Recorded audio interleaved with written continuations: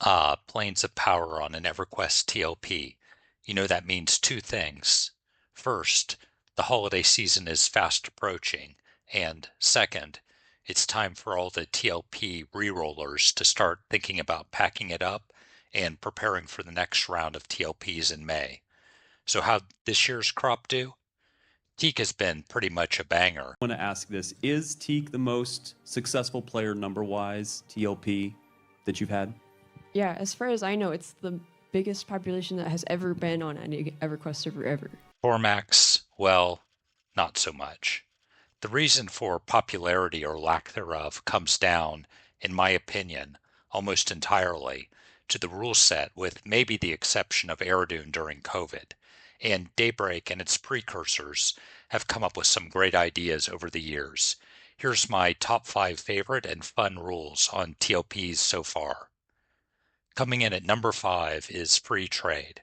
There's no denying the appeal that both Mischief and now Teak have had, and the free trade part of that is, in my opinion, the driver for it, rather than random loot.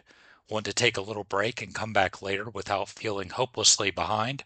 Sure, sell your gear and buy some back later. Never get the drop you wanted in your raid split? Not a problem. All the loot gets pulled and bid at the end anyways.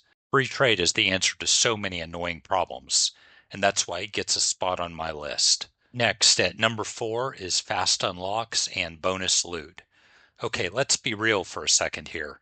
Have you guys seen the unlock schedules of the most recent TLPs?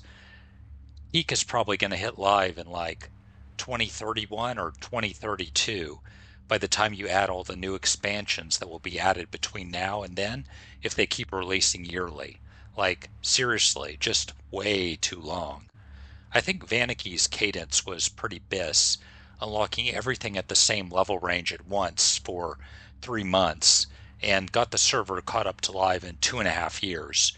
You really need bonus loot to go along with that, though, and not the Salo's death march of reduced lockouts. At third place, I'm going way, way back in TLP history to the leaderboards. Remember Sleeper and Combine?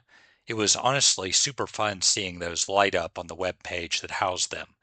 Wasn't Velius stuck for a bit trying to get some weird Coldane breastplate? I don't know, my memory from then is hazy.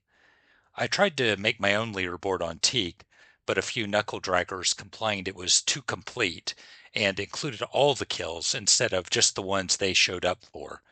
I think it'd be fun again for Daybreak to sanction one themselves. It could be the first to kill a mob like the old ones did, or a running total like I was trying to do, whatever they want.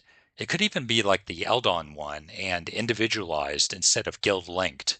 They've got the start of the code with the server-wide messages and filtering out DZs and the Eldon leaderboard, I imagine. Sounds like a fun time to me. Coming in at number 2, I've got Agents of Change. Instancing raid bosses has been such a hit since Fennegal launched, it'd be hard to imagine another TLP not having them. Remember playing Velius before them and relying on group gear because your guild wasn't the one that was clearing North Tov? Yeah, not a fun time. This change has opened up the game tremendously by allowing casuals to fight Nagafen. How far we've come. And my all-time favorite TLP rule is removing a required level from items. It's been absolutely the most fun I've ever had in EQ, trying to figure out how broken I could make Twinks on Vanicky. I'm not even sure what we're worried about at this point with level requirements on gear. It's not like anyone plays on Zek. And who cares if someone slaps a honed Worm Slayer on a level 1 in Empires of Kunark and kills a Velius mob? Okay, hope y'all enjoyed the video. I guess we'll see what the devs come up with in a couple months or so. Will they pick up on some of these, or do something entirely new? Is it PvP guys' time to shine? Let me know in the comments if you think I missed a good one, and happy holidays, everyone.